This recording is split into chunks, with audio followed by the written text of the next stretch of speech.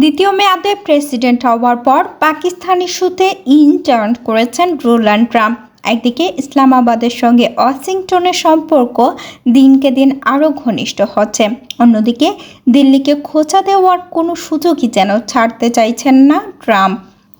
BBC বাংলার এক প্রতিবেদনে উঠে আসে, ভারতকে দূরে ঠেলে ডোনাল্ড ট্রাম্প প্রশাসন ক্রমশই পাকিস্তানের সঙ্গে সম্পর্ক ঘনিষ্ঠ করছেন।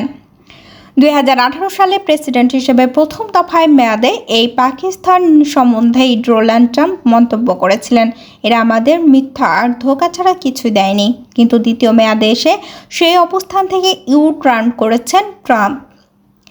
30 জুলাই অর্থাৎ বুধবার ভারতের উপর 25% হারে পাল্টা শুল্ক ও তার কথিত রাশিয়া পেনাল্টি হুকুম জারির কিছুক্ষণের মধ্যে পাকিস্তানের সঙ্গে বিরাট এক জ্বালানি সমঝোতার কথা জানালেন মার্কিন প্রেসিডেন্ট।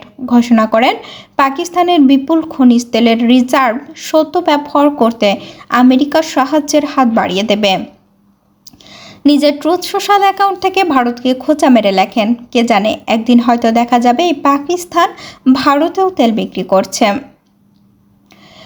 বুধবারই ট্রাম্প জানান, পাকিস্তানের বিপুল তেল সম্পদ যৌথভাবে বিকশিত করতে সমঝোতায় পৌঁছেছে দুই দেশ এবং কোনো মার্কিন কোম্পানি এই পার্টনারশিপের নেতৃত্ব দেবে সেটাও এখন বাছাই করার কাজ চলছে।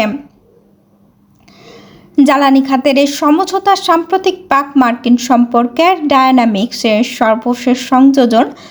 যদিও পাকিস্তানে এই তেলের রিজার্ভ ঠিক কোথায় সেটা ট্রাম্প ভেঙে কিছু বলেননি।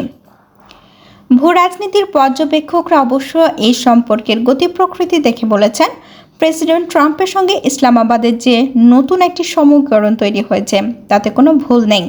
এই জ্বালানি সমঝোতার ঘোষণার এমন একটা সময় এলো যখন পাকিস্তান ও আমেরিকার মধ্যে বাণিজ্য চুক্তি নিয়ে আলাপ আলোচনা চলছে।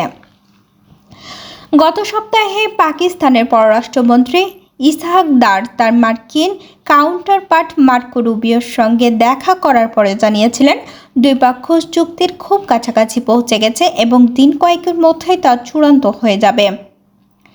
কিন্তু পাকিস্তানের চিরপ্রতিদ্বন্দ্বী ও প্রতিবেশী ভারতের জন্য এর অর্থ কী হতে পারে? ঘটনা প্রবাহ যেভাবে মোড় নিচ্ছে তাতে কি ভারত বিচলিত হওয়ার কারণ আছে কিনা? মার্কিন জেনারেলকে পাকিস্তানের সামরিক সম্মান।